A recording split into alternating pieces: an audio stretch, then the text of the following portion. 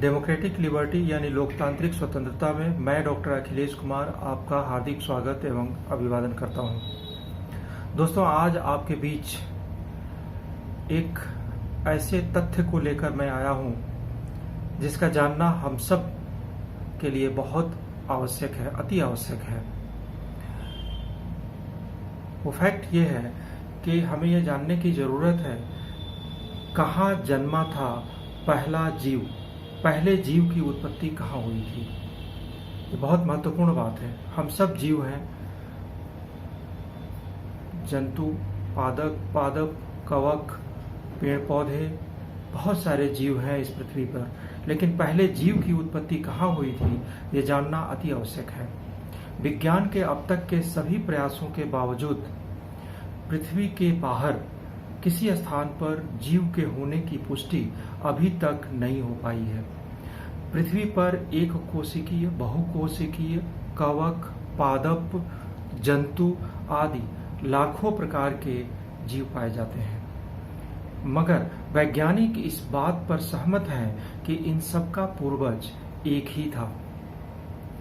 आज भी इस प्रश्न का उत्तर जानना शेष है कि सभी जीवों का प्रथम पूर्वज पृथ्वी पर ही जन्मा था या किसी अन्य खगोलीय पिंड से पृथ्वी पर आया था।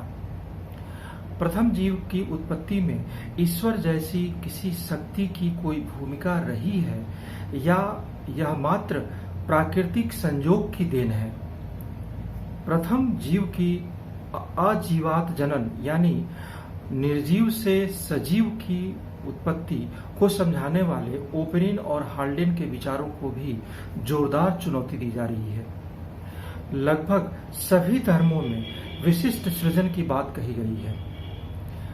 इस मान्यता के अनुसार पृथ्वी पर पाए जाने वाले सभी जीवों को ईश्वर ने ठीक वैसा ही बनाया है जैसा वर्तमान में पाए जाते हैं। मनुष्य को सबसे बाद में बनाया गया। इस मान्यता में विश्वास रखने वाले ईसाई धर्म गुरु आर्च बिशप उसर ने सन 1650 ईस्वी में अपनी गणना के आधार पर यह बताया था कि ईश्वर ने विश्व का सृजन का कार्य 1 अक्टूबर 4004 ईसा पूर्व से शुरू कर 23 अक्टूबर 4004 ईसा पूर्व को खत्म किया था। यानी ईश्वर ने मात्र 23 दिन में इस पूरी सृष्टि की रचना कर दी थी। इस मान्यता के पक्ष में किसी भी प्रकार का प्रमाण उपलब्ध नहीं है। अपने अवलोकनों के आधार पर अरस्तु जैसे दार्शनिकों ने निर्जीव पदार्थों से जीवों की उत्पत्ति को समझाने का प्रयास किया। इस मान्यता के अनुसार प्रकृति में निर्जीव पदार्थों जैसे कीचड़ से मेढक, सड़ते मांस से मक्खियां आदि सजीवों की उत्पत्ति होती रही है। वान वेलमोंट जैसे वैज्ञानिक ने प्रयोगों द्वारा पुराने कपड़ों व अनाज द्वारा चूहे जैसे जीव पैदा होने की बात को प्रयोग द्वारा सिद्ध करने का प्रयास किया था। निर्जीव पदार्थों से सजीव उत्पन्न होने की मान्यता 19वीं शताब्दी तक चलती रही, जब तक कि लुई पास्चर ने अपने प्रयोगों के बल पर निर्विवाद रूप से इसका अंत नहीं कर दिया। आज सभी यह जानते हैं कि कोई भी जीव पहले से उपस्थित अपने जैसे जीव से ही उत्पन्न हो सकता है, मगर यह प्रश्न अभी भी महत्वपूर्ण है कि सबसे पहला जीव कहां से आया था। प्रथम जीव का अजैविक जनन यानी निर्जीव से सजीव की उत्पत्ति कैसे हुई, इस पर थोड़ा विचार करते हैं। जीव की उत्पत्ति में ईश्वर की भूमिका को नकार कर प्राकृतिक नियमों के अनुरूप जीव की उत्पत्ति की सर्वप्रथम विवेचना करने का श्रेय चार्ल्स डार्विन को जाता है। अपने पुस्तक ओरिजिन ऑफ स्पीसीज में पृथ्वी पर पाए जाने वाले विभिन्न जीवों की उत्पत्ति को जैव विकास के सिद्धांत से समझाते हुए चार्ल्स डार्विन को यह कहना पड़ा कि सभी जीवों को ईश्वर ने अलग अलग नहीं बनाकर एक सरल जीव बनाया तथा वर्तमान सभी जीवों की उत्पत्ति उस जीव से जैविक विकास की विधि द्वारा हुई। अपने मित्रों तथा अन्य जिज्ञासुओं शुभचिंतकों से डार्विन ने अपने इस विचार की असलियत को नहीं छुपाया। डार्विन ने जीव की उत्पत्ति में ईश्वर की भूमिका को नकारते हुए कहा था कि प्रथम जीव की उत्पत्ति निर्जीव पदार्थों से ही हुई। 1 फरवरी 1871 को जोसेफ हाल्डन हुकर को लिखे पत्र में डार्विन ने संभावना प्रकट की कि अमोनिया, फास्फोरस आदि लवण घुले हुए गर्म पानी के किसी गड्ढे में प्रकाश, उष्मा, विद्युत आदि के प्रभाव से निर्जीव पदार्थों से पहले जीव की उत्पत्ति हुई होगी। रूसी वैज्ञानिक अलेक्जेंडर इवानोविच ओपेरिन ने 1924 ईस्वी में जीव की उत्पत्ति नाम से निर्जीव पदार्थों से जीवन की उत्पत्ति का सर्वप्रथम सिद्धांत प्रतिपादित किया था। ओपेरिन ने कहा कि लुई पास्चर का यह कथन सत्य है कि जीव की उत्पत्ति जीव से ही होती है, मगर प्रथम जीव पर यह सिद्धांत लागू नहीं होता। प्रथम जीव की उत्पत्ति तो निर्जीव पदार्थों से ही हुई होगी। ओपेरिन ने कहा कि सजीव और निर्जीव में कोई मूलभूत अंतर नहीं होता है। रासायनिक पदार्थों के जटिल संयोजन से ही जीव का विकास हुआ है। विभिन्न खगोलीय पिंडों पर मीथेन की उपस्थिति से इस बात का संकेत मिलता है कि पृथ्वी का प्रारंभिक वायुमंडल मीथेन, अमोनिया, हाइड्रोजन तथा जल वाष्प से बना होने के कारण अत्यंत अपचायक यानी ऑक्सीडेंट रहा होगा। इन तत्वों के संयोग से बने यौगिकों ने आगे संयोग कर और जटिल यौगिकों का निर्माण किया होगा। इन जटिल यौगिकों के विभिन्न विन्यासों के फलस्वरूप उत्पन्न नए गुणों ने जीवन की नियमितता की नींव रखी होगी। एक बार प्रारंभ हुए जैविक लक्षण ने स्पर्धा और संघर्ष पर चलकर वर्तमान सजीव सृष्टि का निर्माण किया होगा। अपने सिद्धांत के पक्ष में ओपेरिन ने कुछ कार्बनिक पदार्थों के व्यवस्थित होकर कोशिका के सूक्ष्म तंत्रों में बदलने के उदाहरण दिए। बाद में डच वैज्ञानिक यांग के द्वारा किए गए प्रयोगों में बहुत से कार्बनिक अणुओं के आपस में जुड़कर विलयन से भरे पात्र जैसी सूक्ष्म रचनाओं के बनने से ओपेरिन के सिद्धांत को भी बल मिला। सूक्ष्म रचनाओं के बनने से ओपेरिन के सिद्धांत को बहुत ही मजबूती प्रदान हुई।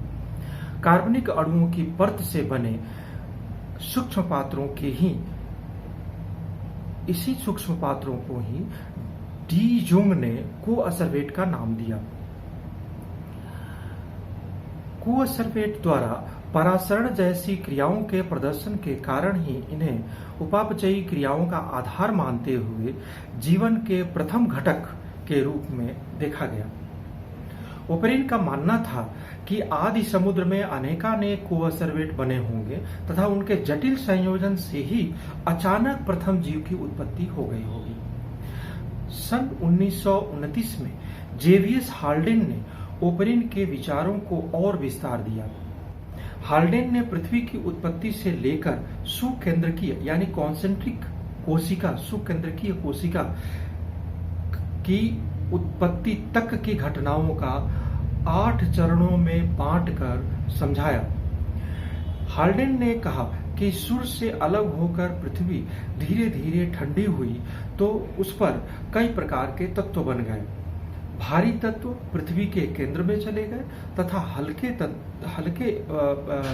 तत्व जिसमें हाइड्रोजन, नाइट्रोजन, ऑक्सीजन, आर्गन जैसे मिलकर गैसों से मिलकर प्रारंभिक वायुमंडल बना। वायुमंडल के इन तत्वों के आपसी संयोग से अमोनिया व जलवाष्प बने। इस क्रिया में पूरी ऑक्सीजन काम आ जाने के कारण वायुमंडल अपचायक यानी ऑक्सीडेंट हो गया था। सूर्य के प्रकाश व विद्युत विसर्जन के प्रभाव से रासायनिक क्रियाओं का दौरा चलता रहा और कालांतर में अमीनो एसिड, शर्करा, ग्लिसरॉल आदि अनेकानेक प्रकार के यौगिक बनते गए।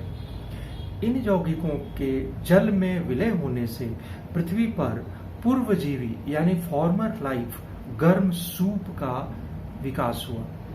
सूप का घनत्व धीरे धीरे बढ़ता गया तथा उसमें कोलॉइडी कण बनने लगे। जल की सतह पर तैरते हुए इन कोलॉइडी कणों ने आपस में जुड़कर झिल्ली का रूप लिया। इस झिल्ली के बाद में सूक्ष्म पात्रों का निर्माण कर लिया, जिसे कोअसरवेट का नाम दिया गया था। इस प्रकार जीवन पूर्व रचनाओं का उदय हुआ होगा। एंजाइम जैसे उत्प्रेरकों के प्रभाव के कारण कोअसरवेट से भरे रसायनों में संश्लेषण और विश्लेषण की क्रियाएं होने लगी होंगी। धीरे धीरे अवायु श्वसन होने लगा, मतलब बिना हवा का सांस चलने लगा, स्टार्ट हो गया, शुरू हो गया। कोअसरवेट में कोई रसायन यदि कम होता तो बाह्य वातावरण से अवशोषण कर उसकी पूर्ति कर ली जाती। चिपचिपेपन के कारण कोअसरवेट का आकार बढ़ता गया तथा अधिकतम आकार होने पर वह स्वतः ही विभाजित हो जाता था। बाद में नाभिकीय अम्लों, न्यूक्लियर एसिड्स जिसको बोलते हैं, न्यूक्लिक एसिड, नाभिकीय अम्लों के रूप में कार्बनिक नियंत्रक तंत्र विकसित हुए जो वृद्धि और जनन जैसी जैविक क्रियाओं को नियंत्रित करने लगे। प्रारंभिक कोशिका परपोषी प्रकार की रही होगी। बाद में पर्णहरित जिसको क्लोरोफिल कहते हैं तथा हरित लवक कोशिकांग में इसके कोशिका में प्रवेश करने से पहले स्वपोषी कोशिका बनी होगी। प्रकाश संश्लेषण की क्रिया के प्रारंभ होने पर जल विघटन होने लगा, जिससे ऑक्सीजन उत्पन्न होने लगी। वायुमंडल में ऑक्सीजन की मात्रा साम्य स्थापित होने तक ये क्रिया बढ़ते रही। इस प्रकार हमने आज जाना कि किस तरह से प्रारंभिक जीवन उत्पन्न हुआ होगा। इन्हीं शब्दों के साथ मैं अभी आपसे विदा लेता हूं। आप प्रारंभिक जीवन को और विस्तार से जानने के लिए अगले एपिसोड का इंतजार करें। तब तक के लिए मैं विदा लेता हूं। बहुत बहुत आभार, आपका अभिवादन।